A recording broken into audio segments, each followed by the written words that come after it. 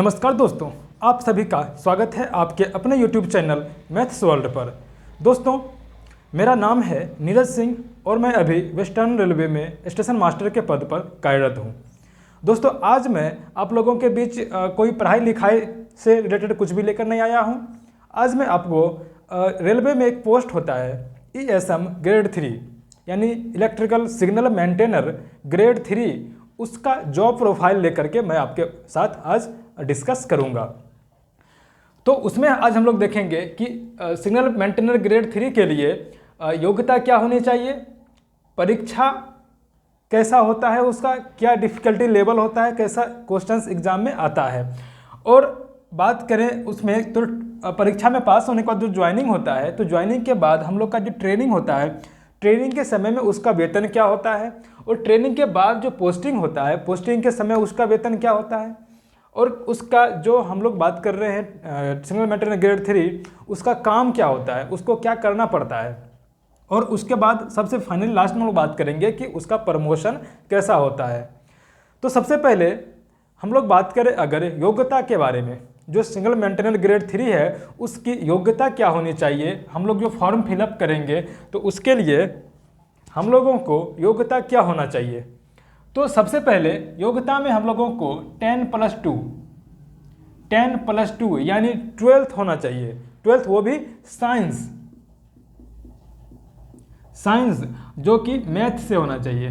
ठीक है, साइंस वो भी किससे, मैथ से होना चाहिए। बायो वाला स्टूडेंट इसमें फॉर्म फिलअप नहीं कर सकता है।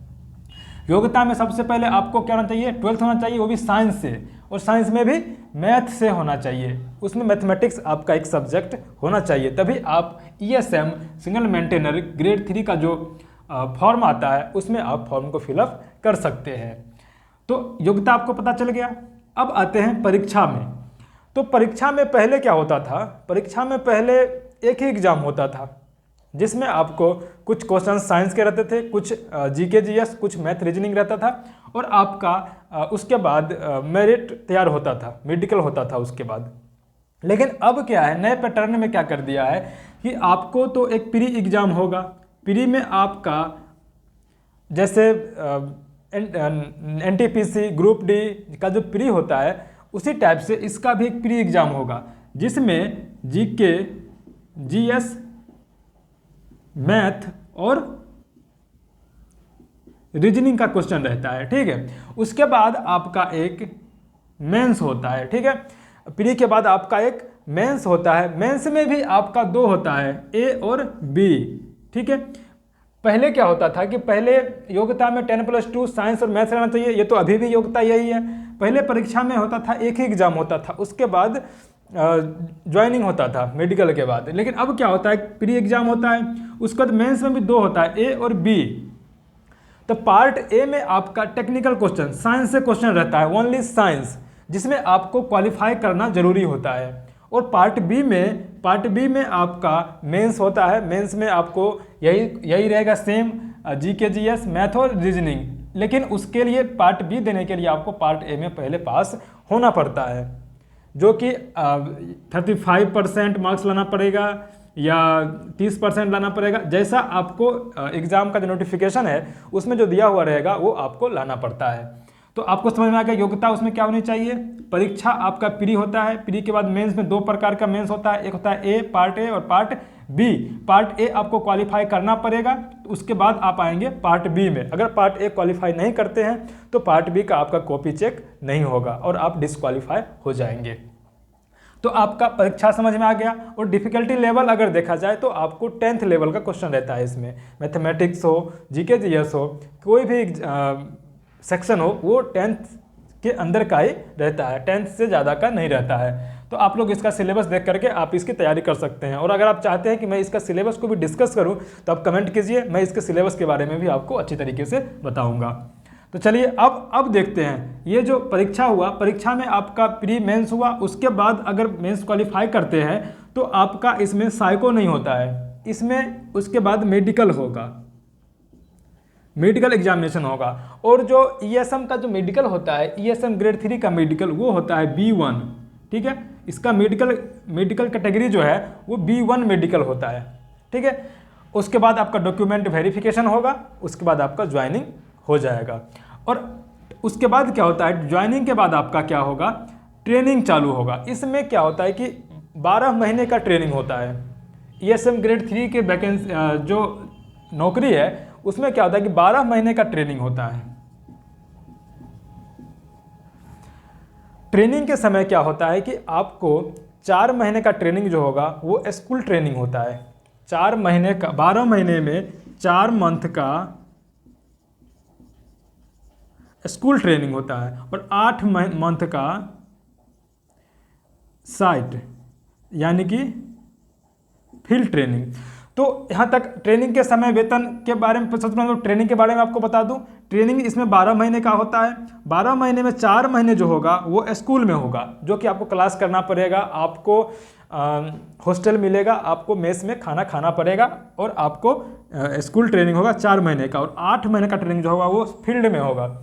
फील्ड ट्रेनिंग कहने का मतलब कि अगर आपका जिस डिवीज़न में ज्वाइनिंग हुआ है तो उस डिवीज़न में सिग्नलिंग इंस्ट्रूमेंट जो है, सिग्नलिंग गियर्स जो लगे हुए हैं, तो वो बहुत सारे कंपनी के अलग अलग लगे हुए रहते हैं। तो आपको क्या होगा कि सभी स्टेशन पर सभी कंपनी का जो इंस्ट्रूमेंट लगा हुआ है, सभी कंपनी के इंस्ट्रूमेंट का ट्रेनिंग अलग अलग 2-3 सप्ताह के करके आपको करना पड़ेगा। तो आपको सारा डिवीज़न इसमें घूम घूम करके ट्रेनिंग करना पड़ेगा। आपको एक ट्रेनिंग का शेड्यूल दिया जाएगा, उसी शेड्यूल के हिसाब से आप लोग ट्रेनिंग करेंगे। उसके बाद अगर बात करें ट्रेनिंग के समय जो वेतन होता है वो कितना होता है, तो इसका जो ग्रेड पे होता है, ESM ग्रेड 3 का जो ग्रेड पे होता है वो होता है 1900 ग्रेड पे। 1900 ग्रेड पे कहने का मतलब है इसका लेवल 2 होता है। 1900 ग्रेड पे कहने का मतलब लेवल 2 होता है, यानी इसका जो ग्रेड पे होता है वो होता है कितना, 1900, और इसका बेसिक जो होता है 19,900। आपको ग्रेड पे 1900 है और 1900 का मतलब हो गया इसका बेसिक पेमेंट जो होगा 19,900 होगा। और इसके बाद इसमें DA। तो ट्रेनिंग के पीरियड में, ट्रेनिंग यानी इसमें ट्रेनिंग को बोलते हैं अप्रेंटिस, ठीक है। तो अप्रेंटिस 1 साल का होता है। अप्रेंटिस पीरियड में आपको बेसिक मिलेगा, बेसिक और प्लस में DA मिलेगा। तो आपका लगभग 25,000 के आसपास पेमेंट हो जाएगा। ट्रेनिंग पीरियड में आपका पेमेंट कितना हो जाएगा, 25,000 के आसपास आ जाएगा। 19,900 बेसिक और उसमें जो DA होता है उस हिसाब से आपका पेमेंट बन जाएगा। और अगर बात करें पोस्टिंग के बाद, आपका जैसे ही 1 साल ट्रेनिंग हो गया उसके बाद आपका होगा पोस्टिंग। पोस्टिंग में आपका सबसे पहले तो एग्ज़ाम होगा, डिवीज़न में एग्ज़ाम होता है, एग्ज़ाम के बाद पोस्टिंग होता है। तो पोस्टिंग में आपको स्टेशन दिया जाएगा, कोई एक पार्टिकुलर स्टेशन दिया जाएगा, उस स्टेशन पर आपको काम करना पड़ेगा। तो पोस्टिंग के बाद आपका basic plus DA plus TRA plus जितने भी अलाउंस हैं, जैसे TA प्लस OT, जो भी आपका अलाउंस है तो आपको सभी जोड़ करके मिलेगा। तो इसमें से एक PF होता है, PF, वो भी आपको माइनस हो जाएगा। तो लगभग मिला जुला करके आपका 25-26 थाउजेंड के आसपास पोस्टिंग के बाद आपका वेतन मिलने लगेगा, जो कि ट्रेनिंग के लगभग बराबर ही रहता है। पोस्टिंग के बाद आपका जो PF माइनस होने लगता है, कटने लगता है, वो इसमें माइनस होता है। तो 25-26 के आसपास आपका पेमेंट मिलेगा। अब बात करें इसके काम की, मतलब कार्य क्या होता है, जो ESM ग्रेड 3 होता है उसका काम क्या होता है। तो जितने भी सिग्नलिंग इंस्ट्रूमेंट स्टेशन में लगे हुए हैं, जितने भी सिग्नलिंग इंस्ट्रूमेंट स्टेशन में लगे हुए हैं, चाहे आपका सिग्नल हो, चाहे फाटक हो, गेट हो, आपका जितने भी इंस्ट्रूमेंट स्टेशन में लगे हुए हैं, सारा का जो मेंटेनेंस होता है, मेंटेनेंस का काम वो आपको सिग्नल मेंटेनर को करना पड़ता है। सिग्नल मेंटेनर को सिग्नलिंग इंस्ट्रूमेंट जो लगा हुआ है सभी का मेंटेनेंस करना पड़ता है। और अगर कुछ फेलियर, कुछ खराबी आती है सिग्नल इंस्ट्रूमेंट में, तो उसको भी अटेंड करना पड़ता है, उसको भी आपको खराबी को दूर करना पड़ता है। चाहे रात हो, दिन हो, बरसात हो, जाड़ा हो, गर्मी हो, कैसा भी मौसम क्यों ना हो, अगर कोई इंस्ट्रूमेंट फेलियर दे दिया यानी कि खराबी दे दिया तो आपको जा करके उसको ठीक करना पड़ेगा। यही आपका काम रहता है। आपका ड्यूटी 24 घंटे का होता है, ठीक है। आपका ड्यूटी 24 घंटे का होता है, जिसमें कि 8 घंटे आपका मेंटेनेंस का काम होता है और 8 घंटे मेंटेनेंस के बाद अगर रात में कुछ फेलियर, कुछ खराबी होता है कोई भी इंस्ट्रूमेंट में, तो आपको रात में भी जा करके उसको अटेंड करना पड़ेगा। और प्रमोशन सबसे मेन होता है कि प्रमोशन कितना है।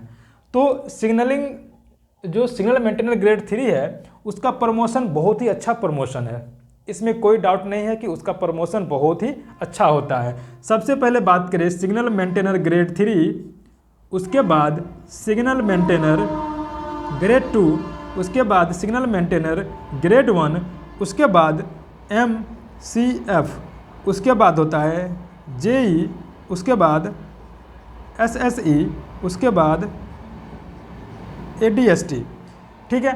और उसके बाद होता है DSTE, उसके बाद सीनियर DSTE, ठीक है। सिग्नलिंग में इतना पोस्ट होता है, ठीक है, जो कि डिवीज़न लेवल का होता है। सबसे पहले तो आप उससे भी पहले होता है हेल्पर, जो जिसके बारे में मैं अभी बात नहीं करूंगा। हेल्पर जो है तो ग्रुप डी का होता है, और बाद बाकी सभी जो है यहाँ तक SSC तक ग्रुप C का है, ठीक है। ये यहाँ से लेकर यहाँ तक जो हो गया वो ग्रुप C हो गया, और ये हो गया ग्रुप B, और ये हो गया ग्रुप A, ठीक है। तो इसके बारे में हम लोग बात नहीं करेंगे, हम लोग बात कर रहे हैं आज सिग्नल मेंटेनर ग्रेड 3 के लिए। तो आपको सिग्नल मेंटेनर ग्रेड 3 में आपका जो पोस्टिंग हुआ था, पोस्टिंग के 2 साल के बाद आपका प्रमोशन हो जाएगा सिग्नल मेंटेनर ग्रेड 2 में, 2 साल के बाद। अब सिग्नल ग्रेड 2 में आप आ गए तो उसके 2 साल के बाद आपका ग्रेड 1 हो गया। ग्रेड 1 के लगभग 4 से 5 साल के बाद आपका MCF हो जाएगा। MCF का ग्रेड पे जो होता है वो कितना होता है 4200, ग्रेड 1 का 2800, ग्रेड 2 का 2400, और ग्रेड 3 का 1900। समझ में आ गया आपको। ग्रेड 3 का जो ग्रेड पे होता है 1900 होता है, इसका ग्रेड पे होता है 2400, इसका ग्रेड पे होता है 2800, और MCF का ग्रेड पे होता है 4200, और JE का भी ग्रेड पे कितना होता है 4200 ही होता है। लेकिन अगर आप signal maintainer grade 3, grade 2, grade 1 किसी भी एक में आप अगर पोस्टिंग है आपका, तो आप एक एग्ज़ाम होता है डिपार्टमेंटल, वो एग्ज़ाम दे करके आप JE बन जाएंगे। और अगर आप एग्ज़ाम पास नहीं कर पाते हैं तो 4 या 5 साल लगेगा, आपको MCF 4200 ग्रेड पे मिल जाएगा। उसके बाद आप एग्ज़ाम दे करके SSC, ADST, DST और सीनियर DST भी बन सकते हैं, जो कि बहुत ही अच्छा पोस्ट है, गेजेटेड ऑफिसर का पोस्ट है ये सब। तो आपको उम्मीद करता हूँ सभी चीज़ें समझ में आ गई होगी कि उसका काम क्या है, और कैसा ड्यूटी रोस्टर कैसा होता है, पेमेंट कितना है। पेमेंट तो बहुत ही कम है, और प्रमोशन इसमें है बहुत ज़्यादा। आप लोग को टेंशन लेने की ज़रूरत नहीं है, आपको तैयारी करने की ज़रूरत है, और अभी आप लोग तैयारी में लगे रहिए। जरूर वैकेंसी आएगा इसका भी, और वैकेंसी आएगा तो आपको ज़रूर होगा। इसमें सबसे पहली बात कि आपको 10+2 चाहिए, बस 10+2, वो भी मैथ से चाहिए। इसमें ITI या डिप्लोमा की कोई ज़रूरत नहीं है। तो चलिए दोस्तों, उम्मीद करता हूँ आपको समझ में आ गया होगा, और अगर समझ में आ गया है तो ज़रूर लाइक कीजिए, कमेंट कीजिए, और आप कोई दूसरा टॉपिक पर वीडियो चाहते हैं तो वो भी आप कमेंट करके बता सकते हैं। तो चलिए फिर मिलते हैं नेक्स्ट सेशन में नए वीडियो के साथ, नए टॉपिक के साथ। तो फिर तब तक के लिए व्यस्त रहिए, स्वस्थ रहिए, मस्त रहिए। जय हिंद, जय भारत।